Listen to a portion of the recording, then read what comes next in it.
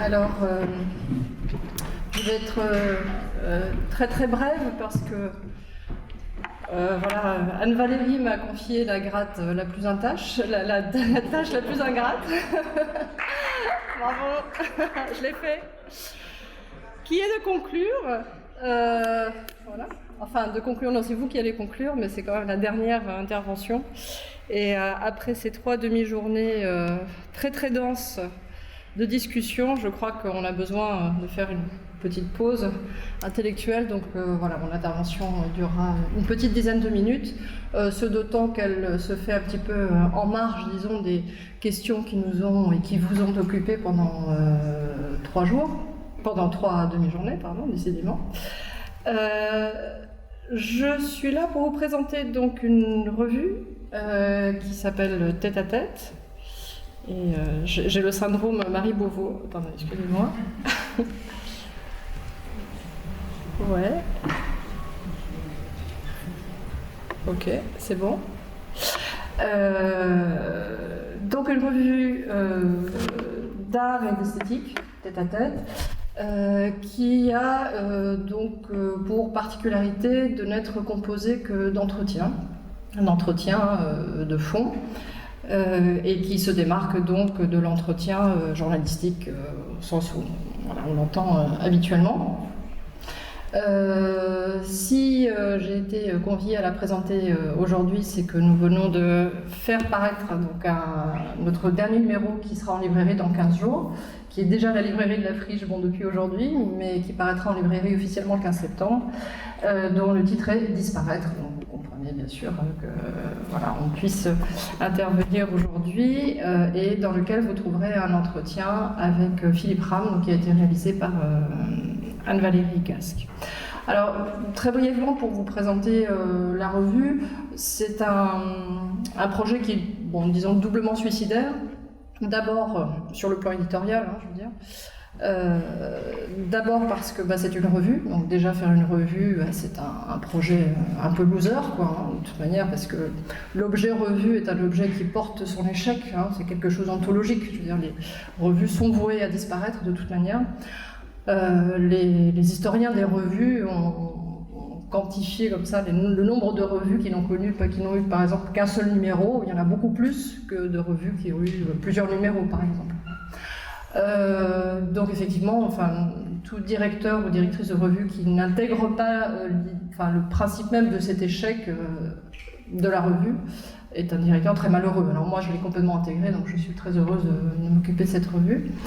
Et doublement parce que c'est une revue d'entretien et que l'entretien est une forme littéraire périlleuse si on veut effectivement se démarquer de l'entretien journalistique. L'idée de base de cette revue, c'était de faire passer des contenus exigeants à travers une forme qui, elle, était accessible. Et alors, on peut appeler ça de la vulgarisation intelligente, si on veut. En tout cas, on avait vraiment à cœur de faire ça. Je dis on parce qu'on on est un collectif, une dizaine de personnes. On a une bande de copains, on fait des revues depuis 25 ans, autour de l'association La Voix du Regard, qui était le nom de notre précédente revue qu'on a fait pendant 20 ans, et qui était un objet beaucoup plus lourd, de 300 pages, etc. On en a eu ras-le-bol. Bon.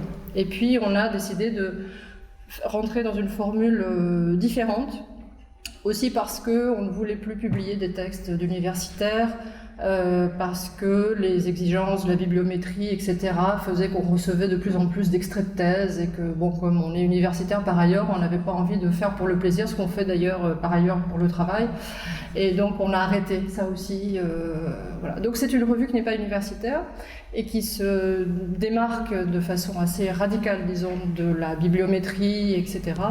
Donc en ce sens, elle est très très différente de la revue qui nous a été présentée hier, et nous tenons donc à cette indépendance et à cette autonomie, tant en termes de maîtrise des contenus que de fabrication de l'objet lui-même. Voilà. Alors du coup, évidemment, comme on est indépendant, on est pauvre, mais on fonctionne donc avec des éditeurs qui veulent bien nous faire confiance, et surtout des auteurs qui travaillent avec nous et nous livrent une fois par an donc des contenus. La revue est thématique. Et donc, je vous montre simplement, on a fait 8 numéros, donc le 8e vient de paraître. Donc je vous montre le premier, donc qui était un petit peu un... Bon voilà, on avait appelé ça Résister parce qu'on avait créé cette revue quand même dans le contexte, c'était les années Sarkozy, hein, on en avait un peu marre. Et donc on avait décidé qu'on allait faire un numéro comme ça qui montrait peut-être un peu notre désaccord. On était assez contents parce qu'on avait fait un entretien avec Noam Chomsky, etc. On avait l'impression que c'était le début de la gloire, mais évidemment non. Deuxième numéro, Témoigner. Comme je vais être brève, je ne rentre pas dans le détail du numéro puisque je m'attarderai un peu plus bien sûr sur le dernier numéro. Donc avec différents entretiens, donc je ne rentre pas dans le détail. Image du pouvoir, le troisième numéro. Alors je précise que nous publions des entretiens sur appel à contribution. Donc c'est pas nous qui faisons les entretiens, c'est pas le comité de rédaction qui fait les entretiens, c'est-à-dire qu'on lance chaque année un appel à contribution assez précis, assez détaillé, et ensuite on attend les propositions. Voilà. On ne passe pas de commande. On a, à une exception près, on n'a jamais passé de commande. Et donc on construit le numéro avec ce qu'on reçoit. Voilà. En faisant évidemment un tri, parce qu'on reçoit beaucoup de propositions. Donc après on trie les propositions, on essaie de trouver une économie un petit peu du numéro. Et puis on publie des entretiens essentiellement avec des créateurs, des penseurs. L'idée de l'entretien étant d'éviter justement d'avoir la parole de l'expert qui va parler sur ou de, voilà, mais plutôt d'être dans un travail de pensée à l'intérieur des processus créatifs, quoi.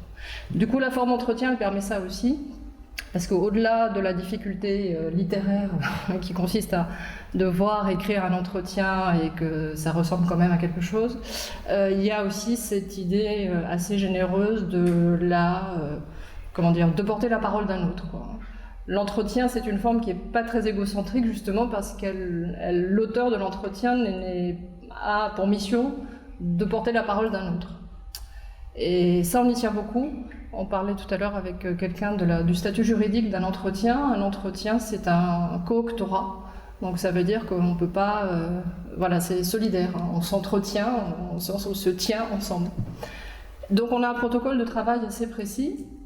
On exige que les gens se rencontrent réellement. Donc il n'y a pas, par exemple, on ne publie pas d'épistolaire, par exemple. Il n'y a pas de... par exemple, un entretien qui se ferait sous forme d'échange de mails, aussi intéressant soit-il, on ne le publie pas.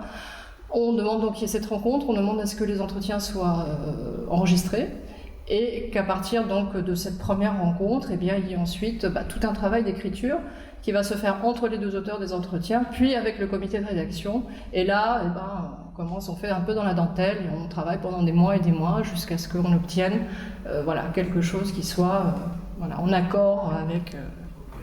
Donc, Image du pouvoir, c'était le troisième numéro. Vous voyez qu'on publie des entretiens à la fois avec des gens de théâtre, des auteurs, ça peut être aussi des historiens de l'art, très, très rarement, mais ça peut être ça. Des comédiens, des philosophes pas mal, des cinéastes aussi.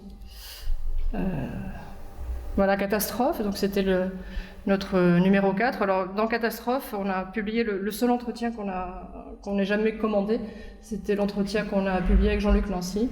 Mais parce que, on était en train de boucler le numéro, il venait de sortir son bouquin sur Fukushima, on s'est dit, quand même. Donc voilà, c'est...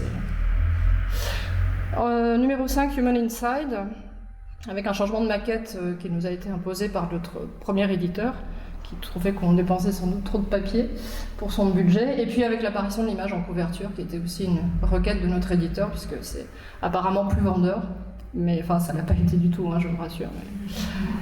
Avec donc Human Inside, qui est un numéro qui parlait de manière générale du nouvel humanisme, avec cette très belle couverture de Yolande Moreau, puisqu'on avait fait un entretien avec Gustave Kervin et de Lépine, qui est assez enlevé, on va dire. Partir, donc avec, là encore, vous voyez la diversité, disons, des personnes avec qui on travaille.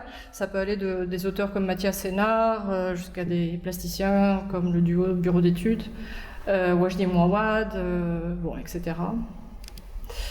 Notre avant-dernier numéro, qui a été le dernier que nous avons publié aux éditions du Bord de l'Eau, qui a été notre premier éditeur qui nous a vraiment fait confiance jusqu'au moment où il nous a plus fait confiance.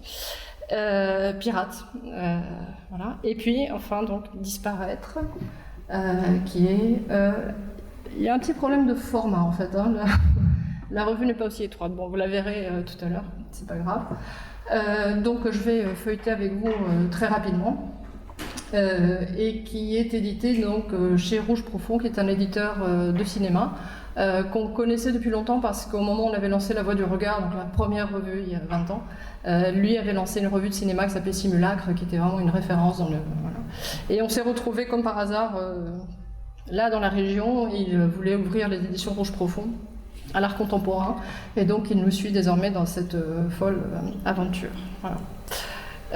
Alors, le numéro 8, Disparaître, bon, c'est souvent des verbes, hein. Vous avez vu que les titres sont souvent des verbes pour rester dans cette cohérence d'un agir créatif, si vous voulez.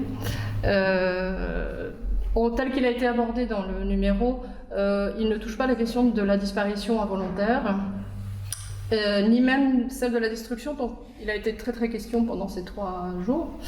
Mais du disparaître volontaire, c'est-à-dire qu'on est allé voir des gens qui travaillent sur la disparition volontaire, c'est-à-dire comment un jour on décide de se soustraire au monde. Alors, cette disparition-là, c'est pas un renoncement, c'est disparaître pour exister autrement ou ailleurs. Et bon, on s'aperçoit aussi que la revue, depuis de résister jusqu'à Pirate et Disparaître, eh bien, elle a progressivement évolué aussi dans sa façon de penser les choses, de la résistance vers la résurgence, c'est-à-dire cette idée de quelque chose qui est caché, mais qui est actif néanmoins, et très actif même. Voilà. Donc c'est bon, voilà. Donc c'est sous plusieurs cette idée-là que se déclinent donc les entretiens. C'est pas du tout ce que je voulais. Attendez, excusez-moi.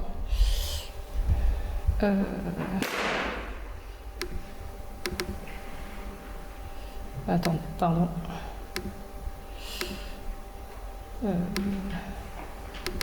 Donc je vous la montre très rapidement et puis après je m'arrête parce que ça va. Voilà. Non, toujours pas. Excusez-moi, c'est pas ce que je voulais faire. Bon, je voulais vous montrer les doubles. Bon, c'est peut-être pas très grave. Alors, si vous voulez mieux comprendre, disons je sais pas comment dire, la couleur, disons en général de cette revue, vous pouvez consulter tous les éditos sont en libre accès sur notre site internet. Hop. Donc, très rapidement, donc les artistes et les auteurs de ce numéro.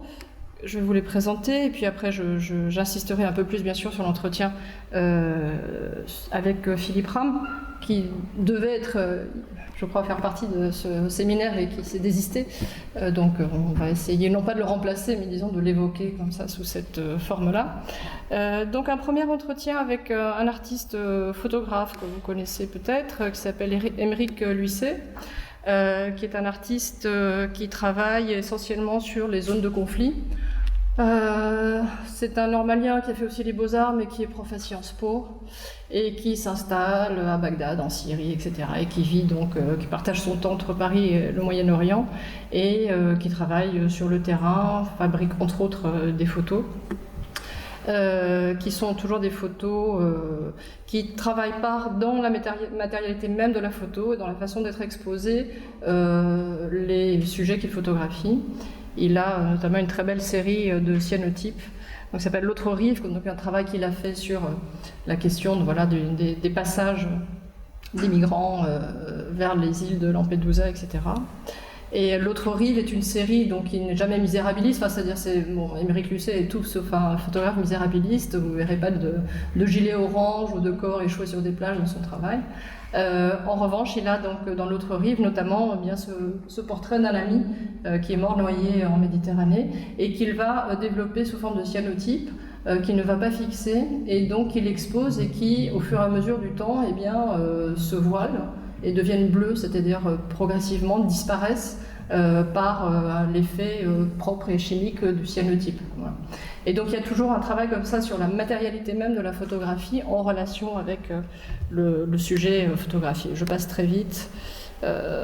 Émeric Luisset, c'est vraiment un très beau travail. Beaucoup travaillé sur les ruines, notamment des sites archéologiques C'est lui qui a fait la couverture du numéro, notamment en Irak. Je passe. On a fait un entretien, je passe rapidement, avec Dominique Rabaté, qui est le seul entretien qu'on a fait avec un, disons, universitaire théoricien dans la revue. Dominique Rabaté a publié un livre sur la question de la disparition dans le roman contemporain français. Et son hypothèse, c'est que la disparition est en train de devenir un courant réel de la littérature contemporaine. Et donc son ouvrage est un ouvrage théorique, mais vraiment passionnant, qui fait des études de cas, de littérature. Et ce qui était intéressant aussi, c'est qu'il parle beaucoup du travail de Yannick Haenel, et on a aussi fait un entretien avec lui dans le même numéro. Du coup, on a une espèce d'entretien qui se répond, si je puis dire. Voilà. L'entretien avec Philippe Ram, sur lequel je reviendrai tout à l'heure, donc réalisé par Anne-Valérie Gasque. C'est aussi l'occasion peut-être de saluer et de rendre hommage au travail d'Anne-Valérie, qui a été beaucoup remerciée pour ses qualités d'organisatrice et mais je me rappelle aussi, pour ceux qu'elle a fourni un travail de recherche très très conséquent, notamment sous forme d'entretien, qui ponctue donc la publication Spatium, et qui, je trouve, apporte un souffle extrêmement intéressant. Et donc il y a dans ce séminaire quelque chose aussi qui est très vivant par cette relation très forte qu'il y a au tête-à-tête, disons, l'entretien, la parole, et je rejoins des choses qui ont été dites tout à l'heure, notamment sur le souci de soi. Un entretien avec Ayun Kwon. Alors Ayun Kwon, c'est une artiste, vidéaste, plasticienne coréenne, dont vous avez peut-être vu une pièce qui est actuellement exposée au Palais de Tokyo, qui fait de la réalité virtuelle et qui, entre autres, a travaillé sur la frontière entre la Corée du Sud et la Corée du Nord, une espèce de lieu comme ça, qui est de projection de tous les fantasmes, notamment pour les Sud-Coréens qui évidemment n'ont pas accès à la Corée du Nord. Et elle raconte notamment dans cet entretien que du côté de la Corée du Nord, donc de la frontière, le gouvernement a construit une fausse ville. Une fausse ville de carton-pâte qui fait semblant d'être une vraie ville, mais qui est une fausse puisqu'elle n'a pas d'habitants, mais qui permet quand même suffisamment de faire illusion lorsque, avec des jumelles du côté sud, on regarde de l'autre côté et on a le sentiment comme ça que c'est un lieu qui est habité. Et donc Ayun Kwon, qui évidemment fantasme complètement cette autre partie de son pays, qu'elle pourtant elle ne visitera sans doute jamais, a reconstruit cette ville en réalité virtuelle, et dans laquelle on peut se balader, donc en portant le casque, dans laquelle on peut se balader, et donc elle investit, elle habite cette ville imaginaire qui pourtant existe, mais qui en même temps n'est qu'un effet de façade, et elle va lui faire vivre toutes sortes d'aventures. Elle y fout le feu d'ailleurs, comme vous le voyez sur cette image. C'est vraiment très beau, c'est très poétique, le travail de Ayun Kwon. Je passe vite sur le travail de Craig Dworkin. Alors Craig Dworkin, c'est un écrivain américain qui est le principal représentant du conceptual writing aux États-Unis. Alors, disons que ce sont des formes poétiques qui, là aussi, tiennent compte très fortement de la matérialité, de la qualité, du lettrage, du papier, la page blanche, etc., qui doit pas mal, disons, à l'Oulipo. Je fais très vite, je résume. C'est un entretien très pointu qui a été fait par un Italien en anglais. Et donc, la forme entretien, du point de vue éditorial, est compliquée à la fois parce que tout le monde ne sait pas bien faire des entretiens. Quand on fait un entretien, on a toujours peur de trahir la parole de l'autre, donc on a cette tendance à vouloir le retranscrire tel quel, et ça, c'est à peu près ce qu'on peut faire de pire. Donc il y a tout un travail qu'on fait aussi avec les auteurs pour leur montrer qu'un entretien, comme disait Louis Marin, ça s'écrit comme une fiction. Et puis alors après, une fois qu'on a réglé les problèmes des scories, des entretiens, après reste le problème des traductions.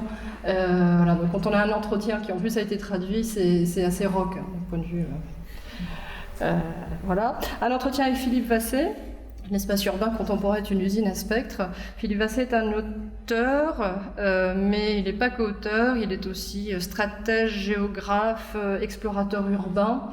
C'est quelqu'un qui s'est beaucoup intéressé à la cartographie et notamment aux zones blanches. On en parlait, quelqu'un parlait des zones blanches tout à l'heure. Et il a commencé à écrire ses premiers ouvrages en allant explorer ces zones blanches, donc qui sont ces lieux non répertoriés sur les cartes, notamment, lui il s'est servi des cartes IGN de la région parisienne, et il s'est dit, bah, tiens, là il n'y a rien, et donc il y allait. Et alors il découvre depuis des années bien des mondes souterrains, et donc ces zones blanches, qui sont généralement soit des sites militaires, soit des lieux effectivement tenus secrets, abritent souvent dans les souterrains des populations absolument incroyables, des choses extrêmement intéressantes. Et donc il produit des romans, des fictions à partir de ces explorations urbaines. Et il commence cet entretien qui était un peu un entretien fleuve, en expliquant qu'il a cherché pendant des mois et des mois la chapelle secrète que Xavier Niel s'est fait aménager à son propre, dans les catacombes de Paris. Et donc c'est intéressant parce qu'il y va, il creuse dans les murs, il prend les photos, et toujours en toute illégalité bien sûr. Et voilà, donc ça c'est Philippe Vasset. Et puis un entretien avec Fabrice Galis, qui est un artiste qui a fait de la disparition le principe même de son œuvre. Autrement dit, c'est quelqu'un qui ne fabrique rien, mais qui n'est jamais là, mais qui en même temps fait des choses, mais qui sont en même temps imperceptibles. Donc là, c'est très compliqué de vous décrire son travail. C'est un entretien qui est assez spécial, parce que c'est un entretien qui se tient depuis 17 ans. Vous verrez, assez bien mené, parce que parfois l'interlocutrice dit mais voilà, il m'a dit qu'il partait au pisser, et en fait il n'est jamais revenu, et donc l'entretien se prolonge 4 ans plus tard lorsqu'il réapparaît d'une trappe, etc. C'est un artiste qui est sorti de la Villa Arson et qui a commencé par passer son diplôme en ne se présentant pas à son diplôme, mais en revanche il avait agi pendant toute la semaine qui précédait son diplôme sur les maisons et les environnements des membres de son jury, en allant par exemple élaguer les arbres au-dessus de la maison de Jean Christoffel, qui effectivement avait bien vu qu'il y avait un peu plus de lumière chez lui, mais n'avait pas du tout compris que c'était une intervention de Fabrice Galis. Donc il y a une espèce d'affirmation de la non-affirmation, je ne sais pas comment le dire. Donc ça donne un entretien vraiment passionnant, en couleur, assez drôle. Et puis on finit par un entretien avec Rafi Pitts. Rafi Pitts, c'est un cinéaste franco-iranien qu'on a découvert en France il y a 2 ans, parce qu'il a fait ce très beau film qui s'appelait Soinero, qui parle, donc là c'est une autre frontière, il s'agit de la frontière avec le Mexique, et qui parle de ces dreamers. Les dreamers sont donc ces Mexicains qui veulent intégrer l'armée américaine pour pouvoir bénéficier du Dream Act, qui stipule que si vous passez 3 ou 5 ans dans l'armée américaine, vous pouvez avoir la nationalité américaine. Et en fait, le Dream Act, il a servi notamment pendant les guerres du Golfe et encore récemment à envoyer donc tous les pauvres soldats qui rêvaient d'avoir la nationalité américaine comme chair à canon. Donc très souvent, ils l'ont obtenu, mais à titre posthume. Donc le film Soinero parle justement de ces questions. Elle est d'autant plus prégnante et touchante dans le travail de Rafi Pitts qu'il est lui-même exilé. Il ne peut pas rentrer en Iran, et là il est bloqué aux États-Unis. Donc il y a une espèce de disparition à la fois du thème, et puis aussi de l'auteur qui lui-même vit dans des situations compliquées. Voilà, donc je reviens rapidement sur l'entretien avec Philippe Ram. Alors, évidemment, on ne va pas parler à sa place, et je pense que Anne-Valérie serait mieux à même de faire cette présentation, mais je pense qu'elle a assez travaillé de toute manière. Donc je vous le montre. Alors, vous l'avez compris, les titres des entretiens sont toujours des phrases qui sont extraites de l'entretien. Nous sommes locataires de notre propre corps, car toutes les particules qui le composent passeront ailleurs. Et si vous le voulez bien, alors parce que moi je ne suis pas spécialiste de l'architecture, l'entretien est absolument magnifique, mais si vous le voulez bien, je vous lis simplement le petit texte introductif. On est toujours sur une structure, toujours sur la même structure, c'est-à-dire une phrase qui fait titre, un chapeau, et puis ensuite l'entretien qui se fait sous forme de tête-à-tête. Donc l'architecture de Philippe Ram se définit, se dessine et se nomme en creux. Elle n'est jamais prédéterminée. ni par des noms, par des usages ou des fonctions convenues, ni par un dessin préalable, une écriture plastique d'auteur. Non signée, pourtant loin d'être anonyme, l'architecture de Philippe Rham est une soustraction. Elle se loge entre les flux d'air et les taux d'humidité, à l'intersection des courants énergétiques et des taux de pollution. Une telle approche météorologique de la construction marque-t-elle définitivement la disparition du plan et avec lui des modes conventionnels de représentation dessinée de l'architecture. L'écoute grandissante apportée à la démarche de l'architecte favorise de plus en plus l'apparition construite de son architecture hybride, souvent projectuelle et quasi invisible initialement, l'expérimentation pratique de son usage. Dès lors, la question est de savoir comment désigner un espace innommé, comment dessiner une architecture invisible, comment habiter cette dissolution. Ici, on retrouve évidemment dans la façon de formuler les questions, bien sûr, les préoccupations de recherche d'Anne Valérie Gaz dans son propre travail et dans l'organisation générale de ces 3 journées d'études. Je vous invite bien sûr à lire l'entretien qui est abondamment illustré des projets que nous a fourni le bureau de Philippe Rham. Et puis je m'arrêterai là. Voilà, n'hésitez pas à aller voir le site internet si vous voulez savoir des choses sur la revue Tête à Tête, qui est une entreprise que nous menons avec enthousiasme. Merci.